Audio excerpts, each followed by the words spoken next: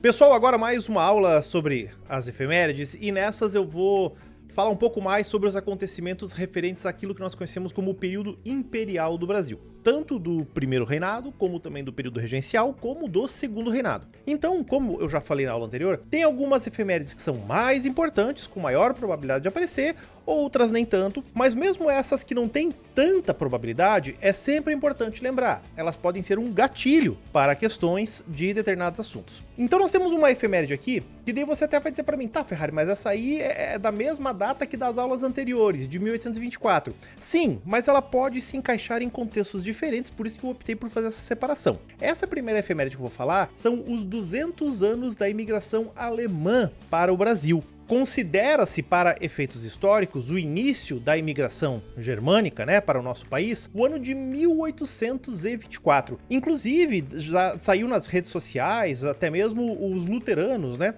falando assim, olha, 200 anos da presença luterana no Brasil e assim por diante. Só que o que a gente tem que ter cuidado ao olhar essa efeméride? Sim, ela é de 1824, se a gente fosse fazer o recorte puro, né, do tempo histórico, ela diz respeito ao primeiro reinado, mas é fundamental lembrar que as grandes ondas migratórias, de fato, que o projeto, né, ou melhor dizendo, os projetos de incentivo à imigração europeia para o Brasil são mais característicos no segundo reinado, especialmente depois de 1850, quando nós temos a lei Eusébio de Queiroz, que proibiu o tráfico de escravos, aí o Império vai começar todo um processo, né, uma campanha para trazer também europeus para trabalhar no Brasil e assim por diante. Então é importante entender dessas duas formas. Nós temos um marco histórico, que é 1824, quando começam a chegar lá esses primeiros colonos vindos da região, que mais tarde seria a Alemanha, que é um pouco diferente. Entretanto, o que acontece? Uma questão, né? Ela pode trazer para você essa efeméride da chegada dos primeiros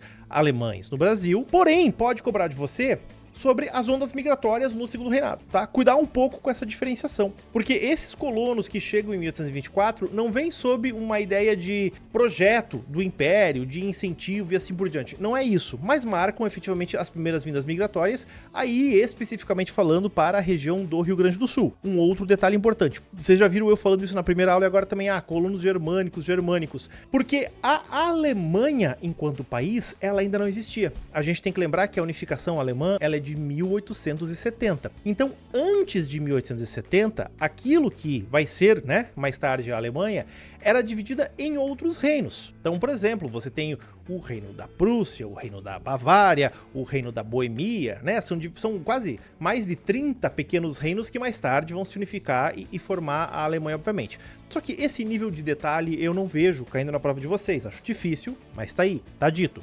E é importante também a gente lembrar, dentro do contexto dessa efeméride, a questão do protestantismo no Brasil também. Não é a primeira vez que nós temos protestantes no Brasil, quando a gente tem o processo lá da França Antártica, né, com os calvinistas chegando, mas agora são os primeiros protestantes que chegam num Brasil império, no Brasil nação, e começam a se fixar no local, o que vai levar, inclusive, a algumas atenções e alterações da lei em relação a esses imigrantes. Então é importante lembrar, né, isso tudo é colocado dentro do guarda-chuva da Constituição de 1824, porque na Constituição de 24 nós temos o tal do padroado, que dizia que a única religião permitida no Brasil seria o catolicismo, mas aí, assim, as autoridades locais fazem meio que uma vista grossa para esses imigrantes, e inclusive para os imigrantes protestantes era permitido que eles tivessem locais de culto, né, mas eles não poderiam ter igrejas, que são coisas um pouco diferentes, porque eles não poderiam ter aparência externa de culto, né, eles até poderiam realizar suas atividades religiosas num espaço específico, mas não poderia parecer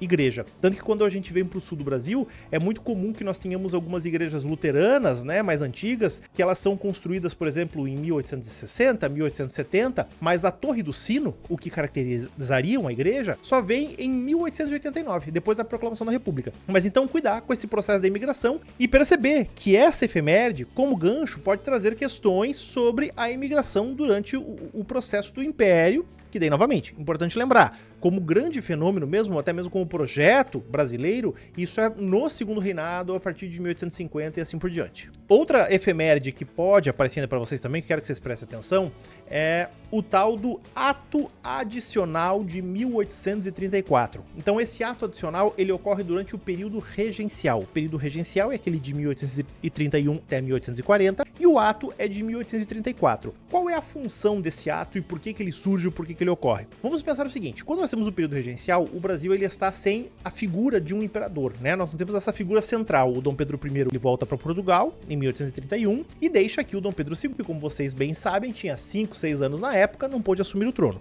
Então nesse período assumem os regentes. Só que qual é o problema desses regentes, ou da regência como um todo? Nós começamos a ter as disputas entre os partidos brasileiros da época, que nós sintetizamos de uma forma bem breve como liberais e conservadores. São os dois lados, né? Embora sejam partidos de elite, a base desses partidos sejam muito parecidas, as ideologias deles diferenciavam em alguns pequenos pontos, como por exemplo, a centralização do poder, maior autonomia para as províncias e assim por diante. Então, o ato adicional de 34 é uma espécie de emenda constitucional da época que vai buscar resolver as pendências entre ambos os lados. Então ele vai fazer o quê? Olha, ele vai instituir eleições regulares para o período regencial, ele vai instituir uma maior autonomia para os poderes nas províncias. Lembre-se que província é como nós chamaríamos os estados hoje em dia, né? O Império ele não tinha estados, ele tinha províncias. Depois, com a República, passam a ser estados. E com isso, inclusive, são criadas as espécies de assembleias legislativas nos estados. Não à toa, alguns historiadores até brincam assim, né? Dizem que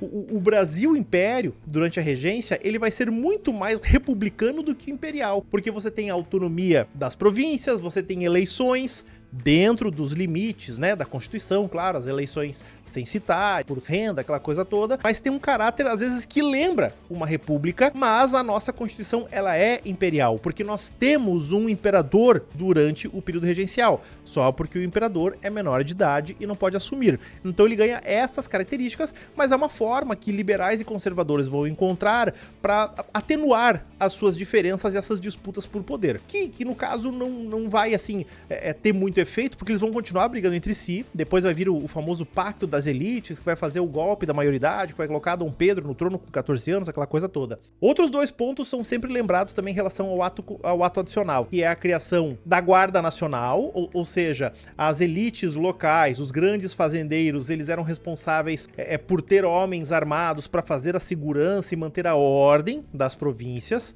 E aí, inclusive, desse fenômeno que vão sair os famosíssimos coronéis. A história do coronelismo, ele inicia-se com o ato adicional de 34, porque é dado a esses latifundiários um título militar, que é o título de coronel, para que eles tivessem uma espécie mesmo de poder organizacional, né? Dava um tom formal a isso tudo. E esse ato, ele também vai formalizar a existência de uma figura muito importante que a gente percebe na construção da história brasileira, que é o famoso juiz de paz. O juiz de paz, ele também era uma autoridade local, que seria assim, né, gente, com muito esforço, como se fosse o cartório nos dias de hoje. Só porque o cartório não tem poucos poderes, né? O cartório mais emite certidões, né? Oficializa algumas coisas, mas o juiz de paz, ele era juiz, ele era delegado, ele era promotor, ele realizava casamentos, ele realizava disputas de terreno, de território, vamos colocar assim, de posses, né? Só que isso também, essas duas medidas, a Guarda Nacional e o juiz de paz, elas acabam dando cada vez mais poder para os latifundiários. Primeiro por quê? Porque os latifundiários eram os coronéis, ou seja, eles eram os responsáveis por esses grupos armados, e o juiz de paz era escolhido geralmente a pessoa que tivesse mais instrução na determinada região. E geralmente, não é regra, mas geralmente a pessoa que tinha mais instrução nessas regiões era alguém muito próximo dos coronéis, né? Era um filho, era um sobrinho, ou se não, o próprio coronel. Então a gente vai ver que essas medidas do ato adicional, elas acabam concentrando cada vez mais poder na mão dos coronéis, que não é só um poder econômico, agora passa a ser um poder político e até mesmo militar, de fato, oficializado na lei brasileira. Outras duas efemérides que eu quero trazer aqui, vou trabalhar elas até meio em conjunto, elas têm a ver com a questão econômica do Segundo Reinado. Então, a primeira é a famosa Tarifa Alves Branco de 1844. 1844. O que é essa tarifa, gente? É um imposto, né? Tarifa é o imposto, mas era um imposto maior sobre produtos importados. Então, o governo brasileiro, ele tá tentando arrecadar mais dinheiro, por isso ele vai criar um imposto a mais, e ele vai aumentar o valor de importação de produtos que vinham de fora, nesse contexto majoritariamente óbvio da Inglaterra. Então isso aí vai arrumar também o Brasil vai, vamos assim, criar uma indisposição com a Inglaterra, porque é uma política protecionista, a gente pode colocar dessa forma, né, querendo salvaguardar. Mas a intenção aqui é importante nós entendermos, não é nem necessariamente proteger uma indústria brasileira, até porque a indústria brasileira nesse momento ela é muito incipiente, para não dizer quase inexistente. Mas a ideia mesmo era aumentar a arrecadação de dinheiro por parte do governo brasileiro. E aí a segunda efeméride, ela é de 10 anos depois, ela é de 1854, que é a construção da primeira ferrovia do Brasil, ou seja, a primeira estrada de ferro. Era uma ferrovia relativamente pequena, de apenas 14 quilômetros, que ligava o Porto Mauá à região de Fragoso, no Rio de Janeiro. É claro que, vamos dizer assim, esse é o início, né? Depois se constroem mais ferrovias, obviamente, e é importante lembrar que nesse momento, principalmente no segundo reinado, a maior parte da construção das ferrovias, para não dizer quase todas elas, né, estavam dentro das rotas do café, porque a ideia era fazer o quê? Trazer o café da produção, da região onde se produzia café, para as regiões portuárias, né? Então, mas em 1854 nós temos o início, e aí podem vir questões falando sobre a questão das estradas de ferro, sobre a questão do transporte no Brasil. É até mesmo uma efeméride interessante para a gente pensar as provas de geografia, por exemplo, quando se trabalha as questões de logística, de transporte no Brasil e assim por diante. Então é bom dar uma olhadinha, pelo menos estar esperto. Olha, pode cair alguma coisa em relação a isso, ao desenvolvimento dos transportes.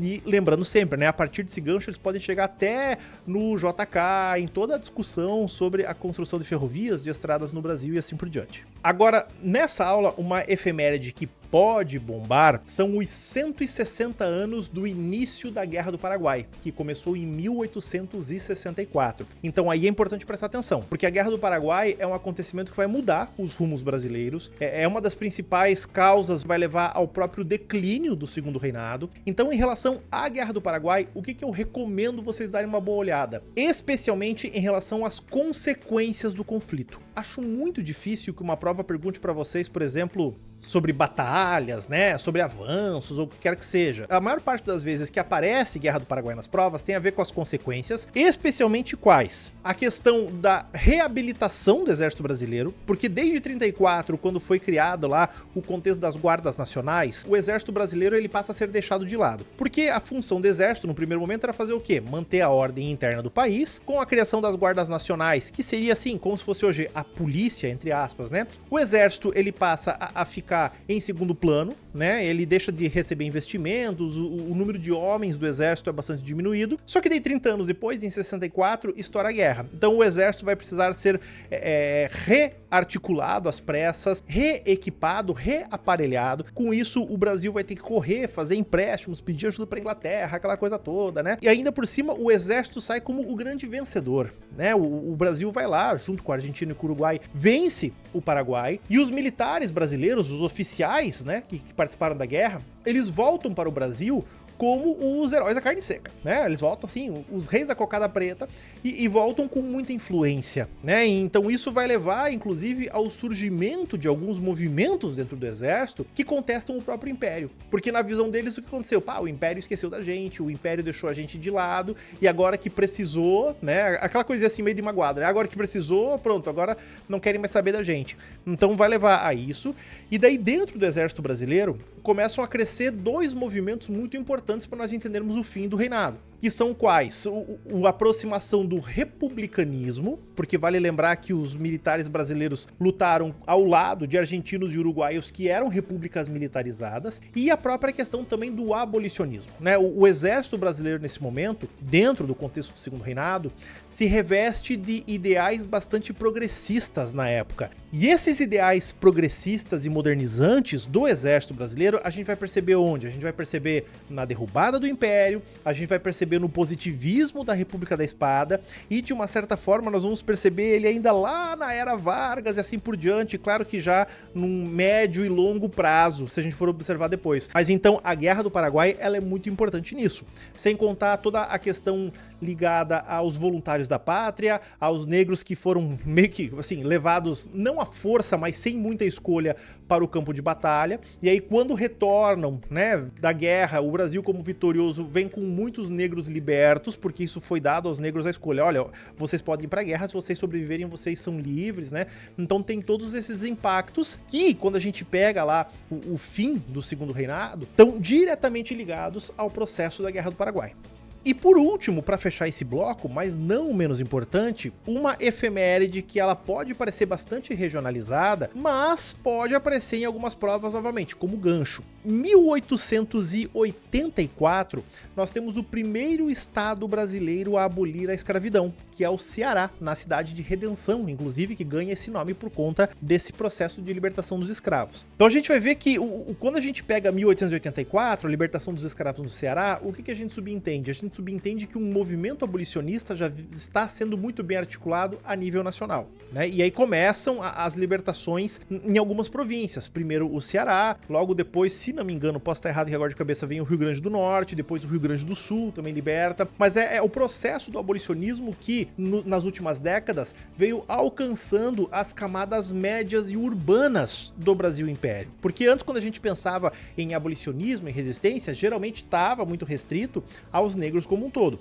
Então, ao longo desse século XIX, esse movimento, influenciado pelo liberalismo, pelas ideias que corriam o mundo como um todo, começam a chegar naquilo que nós chamamos de camadas médias urbanas ou até mesmo as camadas ilustradas, vamos dizer assim, da população brasileira. Então é importante ver como essa questão da libertação dos escravos no Ceará, novamente, para quem é do Nordeste, até pode aparecer uma questão mais específica nisso, é bom dar uma olhada, claro, mas pensando agora a nível brasileiro mesmo para as provas, essa efeméride ela pode surgir como um gancho para discutir o quê? Para discutir a abolição da escravidão como um todo, mas também a própria construção do movimento abolicionista, que é um item muito, muito debatido nos últimos anos na prova, tá? Então é bom vocês prestarem uma boa atenção e não olhar só para o Ceará, mas dar uma boa estudada e uma boa aprofundada no movimento abolicionista como um todo, inclusive esse movimento pré-abolição. E vamos colocar um recorte de 8, 10 anos antes da abolição da escravidão, lá com a Lei Áurea em 88, e entender esse contexto como um todo. Essa efeméride ela pode ser usada como um gancho. Nossa próxima aula nós vamos falar sobre as efemérides da Primeira República. Temos duas efemérides de fato só para falar. Depois falaremos sobre as efemérides da Era Vargas também e pegaremos as demais do século XX do Brasil e depois ainda tem toda a parte também de História Geral. Não esqueça de se inscrever aqui no canal, tá? Compartilha essa playlist lá com os teus amigos que estão se batendo com as efemérides, manda lá no grupo do cursinho, manda no seu grupo de estudos. Isso aqui é para vocês divulgarem mesmo, para ajudar vocês aí nessa reta final de estudos, tá bom? Grande abraço e valeu, meu povo!